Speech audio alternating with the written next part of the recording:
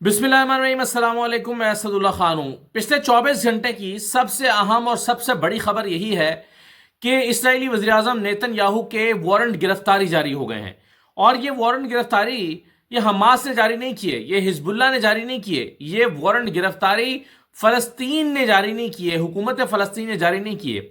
ये वारंट गिरफ्तारी जारी किए हैं इंटरनेशनल क्रिमिनल कोर्ट ने, जिसकी हैसियत एक ऐसी अदालत की है जिसके 124 ममालिक रुकन हैं। यानी 124 ममालिक के ऊपर इस अदालत का ऑर्डर चलता है। ये जैसे आप इंटरनेशनल कोर्ट ऑफ जस्टिस है जो दीगर ममालिक के दरमियान जो तनाज़ात हैं उसको हल कराने में मदद करती है या हल करने में अपना किरदार अदा करती है। इसी तरह से ये इंटरनेशनल क्रिमिनल कोर्ट जो है ये भी एक आलमी अदालत का दर्जा रखती है, एक आलमी अदालत है जो कि प्रोसिक्यूट करती है against war crimes, crime against humanity, genocide and aggression, इस तरह के जो मामलात हैं उसको ये एड्रेस करती है।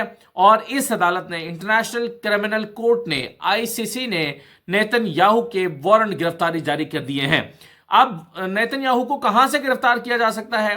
नेतन्याहू को दुनिया के 124 ममालिक से गिरफ्तार किया जा सकता है। वो तमाम ममालिक जो इंटरनेशनल क्रिमिनल कोर्ट का हिस्सा हैं, जिन्होंने इसको अपनी एक अदालत तस्लीम कर रखा है, अदालत एक आलमी तस्फिये के लिए या इस तरह के मामलात में तस्फिये के लिए, उन तमाम ममालिक में अगर नेतन्याहू कहीं भी कदम रखते हैं, इस अदालत के ऑर्डर के मुताबिक उन्हें गिरफ्तार करके अदालत के सामने पेश किया जाना चाहिए। और ये सिर्फ नेतन्याहू ही के वारंट गिरफ्तारी जारी नहीं हुए, बल्कि इनके एक साबिक वजीर दिफा थे योव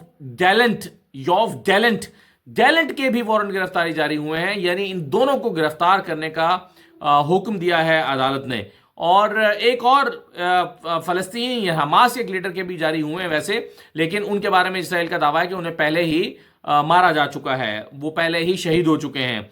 उनके भी वारंट जारी हुए हैं। तो बुनियादी तौर पर फिर 3 लोगों के जिनके वारंट जारी हुए हैं, जिनमें से 2 लोग जो जिंदा हैं, उनमें एक नेतन्याहू हैं और दूसरे योव गैलेंट हैं। इन दोनों के इंटरनेशनल क्रिमिनल कोर्ट ने वारंट गिरफ्तारी जारी किए हैं। और मैंने आपको बताया कि 124 ममालिक इसके रुकन हैं, तो इनका इस अदालत का हुक्म 124 ममालिक में चलता है और उसमें कहीं पर भी इनको गिरफ्तार किया जा सकता है।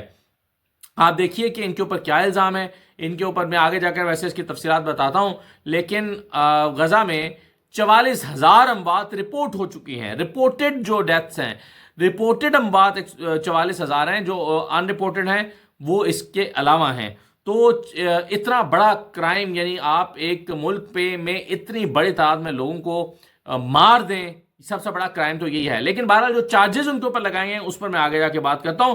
लेकिन इसराइल के वज़ीर-ए-आज़म नेतन्याहू ने इस पर अपने रद्दमल का इजहार करते हुए इसे एंटीसेमेटिक एक फैसला करार दिया है कि एंटीसेमेटिक है और ये बाइस्ड डिसीजन है। ये इसराइल के अकायद की बुनियाद पर उसको निशाना बनाया जा रहा है। इसराइल के वज़ीर-ए-आज़म नेतन्याहू ने ये जवाब दिया है और वो समझते हैं कि ये एक एंटीसेमेटिक या बाइस्ड मूव है इंटरनेशनल क्रिमिनल कोर्ट की, और उसको वो क्रिटिसाइज कर रहे हैं। लेकिन इस पर जो आलमी रद्द-ए-अमल आया है वो हैरान कुन है। जो दुनिया के बेशतर ममालिक ने इस फैसले के हक में और इसराइल के खिलाफ बयान दिया है, वो बड़ा हैरान कुन है। मैं आपके साथ शेयर करता हूं कि किन ममालिक ने अपने किस रद्द-ए-अमल का इजहार किया है। देखिए, उर्दन ने सबसे पहले इस फैसले की हिमायत की है, जॉर्डन ने। उर्दन कहता है कि ये फैसला बिल्कुल ठीक है, इस फैसले का एहतराम होना चाहिए और इस फैसले पर अमल दरामद किया जाना चाहिए। तो उर्दन का फैसला जो है वो बिल्कुल वाज़ेह है। लेकिन आप कहेंगे कि उर्दन तो उर्दन है, तो यूरोप इसको कैसे देख रहा है और जो बड़े ममालिक हैं वो इसको कैसे देख रहे हैं? तो जनाब, यूरोपीय यूनियन जो है उसकी जो फॉरेन पॉलिसी चीफ हैं जोसेफ बोरेल, उन्होंने भी कहा है कि ये फैसला पॉलिटिकल नहीं है, इस पर अमल दरामद होना चाहिए। जोसेफ बोरेल ने कहा है, और ये जो यूरोपीय यूनियन है उसकी फॉरेन पॉलिसी के चीफ हैं जोसेफ बोरेल। वो कहते हैं कि पॉलिटिकल नहीं है, जैसे कि नेतन्याहू ने इस फैसले को पॉलिटिकल करार दिया कि ये तो सियासी फैसला है, ये सियासी बुनियादों पर किया गया फैसला है। तो उन्होंने कहा कि नहीं, ये सियासी फैसला नहीं है, ये पॉलिटिकल डिसीजन नहीं है।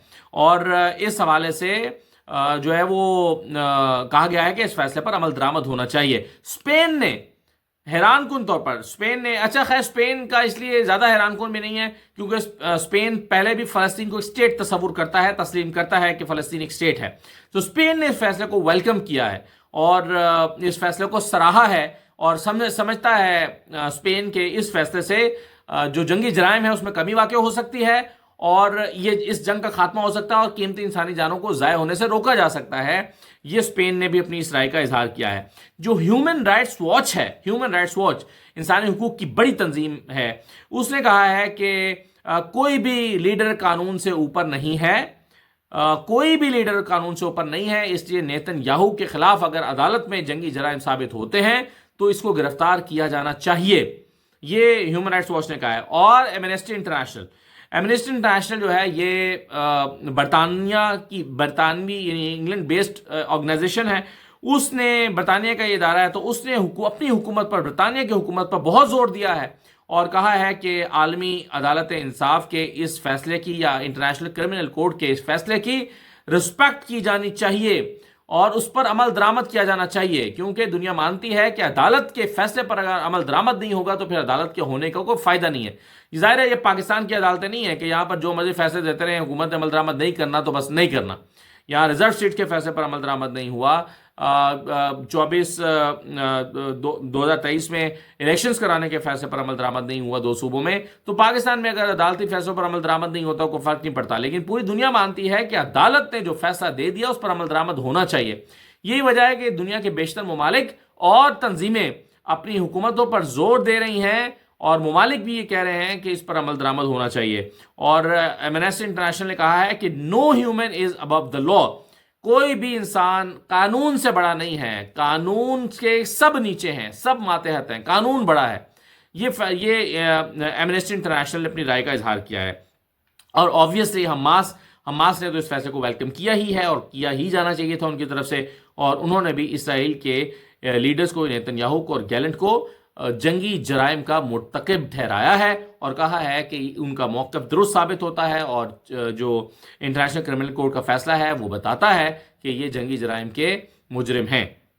اب اس فیصلے میں نوٹیبل پوائنٹس کیا ہیں اور چارج شیٹ کیا لگائی گئی ہے نیتن یاہو پر اور گیلنٹ پر، وہ میں آپ کے سامنے رکھ دیتا ہوں. دیکھیے جو سب سے نوٹیبل پوائنٹس ہیں اس میں وہ یہ ہے کہ نیتن یاہو اور گیلنٹ پر کرمنل نوعیت کے چارجز لگائے گئے ہیں. جرائم، ان لوگوں نے جو جرائم کیے ہیں اس میں کیا ہے، سویلینز پر اٹیک کرنا. یعنی جب جنگ ہوتی ہے آپ سویلینز پر اٹیک نہیں کرتے، سویلینز پر حملہ کرنا، بچوں اور عورتوں کو مارنا، سویلینز کو اٹیک کرنا، یہ سب سے بڑا جرم گردانا گیا ہے نیتن یاہو کا، کہ انہوں نے دانستہ طور پر بچوں کو اٹیک کیا ہے، دانستہ طور پر سویلینز کو اٹیک کیا ہے، خواتین اور بزرگوں کو، بڑے عمر کے لوگوں کو دانستہ طور پر جان بوجھ کر اٹیک کیا ہے. اور یہ کسی بھی جنگ کے اصول کے خلاف ہے کہ بچوں کو اور سویلین آبادیوں کو نشانہ بنایا جائے. دوسرا، خوراک کی سپلائی میں رکاوٹ بننا. آپ کسی کی خوراک نہیں روک سکتے، یہ ایک مسلمہ اصول ہے، پوری دنیا میں متفقہ اصول ہے کہ آپ جو ہے وہ جنگ کے دوران بھی خوراک نہیں روک سکتے.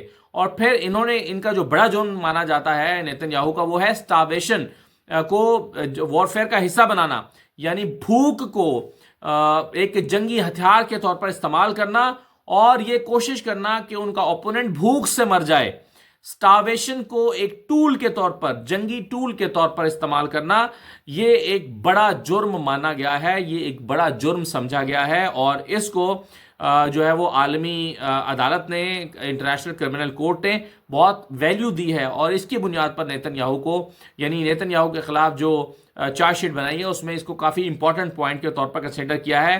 یعنی بھوک سے مارے جانے کو جنگ کی اسٹریٹجی کا حصہ بنانا، کہ آپ ایک ایسی اسٹریٹجی بنائیں کہ آپ کا دشمن بھوک سے مر جائے، یا اور اس میں بھی سویلینز ہوں، سویلینز تک کھانا نہ پہنچنے دینا. تو یہ سارے وہ جرائم ہیں جس کی، اور پھر اس کی تفصیلات بھی ہیں، اسپتالوں پہ اٹیک، جرنلسٹ پہ اٹیک، سویلین آبادیوں پہ اٹیک، اور پھر جنازوں پہ اٹیک. یہ ساری وہ وجوہات ہیں جس کی بنا پر اسرائیل کے اوپر یہ فیصلہ آیا ہے اور انٹرنیشنل کرمنل کورٹ کا، اور نیتن یاہو کے وارنٹ گرفتاری جاری کیے گئے جس میں ان کے سابق وزیر دفاع یوف گیلنٹ بھی شامل ہیں.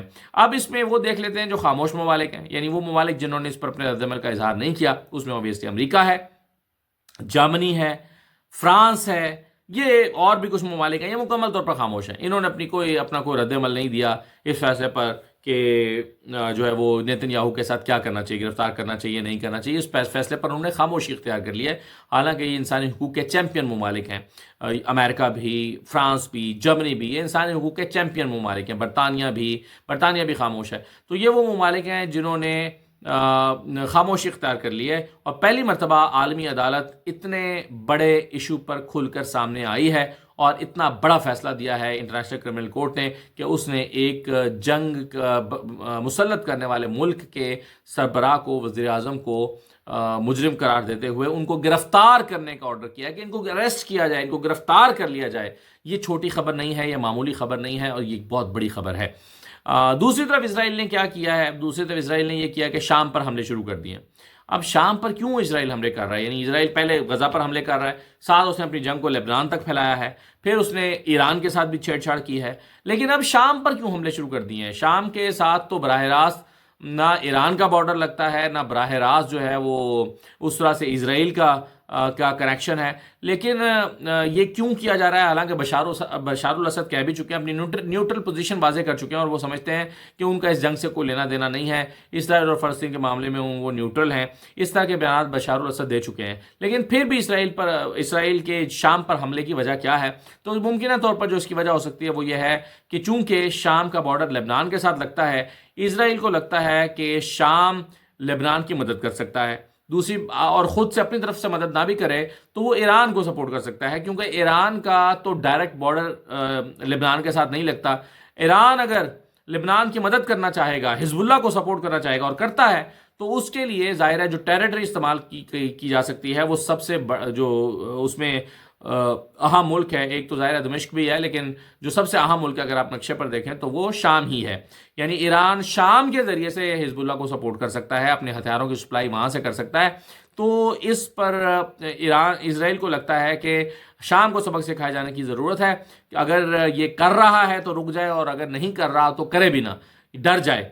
اس لیے شام پر بھی اسرائیل نے حملے شروع کر دیے ہیں. لیکن آپ دیکھیں کہ اسرائیل نے اب اپنی جنگ کا دائرہ 4 ممالک تک بڑھا لیا ہے: فلسطین، لبنان، ایران اور اب شام. تو اپنے جنگ کے دائرے کو وہ بڑھاتا چلا جا رہا ہے، اور ایران اس پر خاموش تماشائی اس پہ امریکہ اس پر خاموش تماشائی بنا بیٹھا ہے. تو اب یہ جو سینیریو ڈیولپ ہو رہا ہے، اس میں ایک اور امپورٹنٹ ڈیولپمنٹ بھی ہے. میں تفصیل سے ویسے اس پر اگلی ویڈیو میں بات کرتا ہوں. یونائٹڈ نیشنز کی جو سیز فائر کرانے کی کوشش ہے اسرائیل کے اور فلسطین کے درمیان، اس میں امریکہ نے اگینسٹ ووٹ کیا ہے سیز فائر کے. یعنی جو بائیڈن صاحب ہیں وہ چاہتے ہیں کہ یہ جنگ جاری رہے، اور ایسا لگتا ہے کہ اب جو بائیڈن کی جو ساری اسٹریٹجی ہے وہ ٹرمپ کو مشکل میں ڈالنے کے لیے ہے. یعنی ایک طرف وہ یوکرین کو جو میں نے پچھلی ویڈیو میں آپ کو تفصیل سے بتایا تھا، ایک طرف جو بائیڈن یوکرین کو اجازت دے رہے ہیں کہ لانگ رینج میزائل روس کے اوپر فائر کرے، اور دوسری طرف وہ اسرائیل اور فلسطین کے درمیان جو سیز فائر کی یونائٹڈ نیشنز کی کوشش ہے اس کو بھی سبوتاژ کر رہے ہیں، اور اگینسٹ ووٹ کر رہے ہیں یہ امریکی صدر جو بائیڈن. اور وہ کہتے ہیں کہ جی یہ جنگ ختم نہیں ہونی چاہیے، یہ جنگ جاری رہنی چاہیے. یہ پالیسی شاید انہوں نے اس لیے بھی لی ہو کہ ٹرمپ جو ہے وہ جنگ کے خاتمے کے حامی ہیں. وہ چاہتے ہیں کہ جی اس کے کانسیکوینسز بھی پھر وہی بھگتیں، ہم کیوں بھگتیں، ہم کیوں یہ کر کے جائیں. اور وہ ٹرمپ کے لیے مشکلات کھڑی کر رہے ہیں. تو اس پر ذرا اگلی ویڈیو میں تفصیل سے ہم بات کر سکتے ہیں، اور بھی کچھ چیزیں جو ہیں وہ نیکسٹ ویڈیو میں اسی پلیٹ فارم پر آپ کے ساتھ شیئر کروں گا، 92 کے پلیٹ فارم پر. اجازت دیجیے، اللہ حافظ.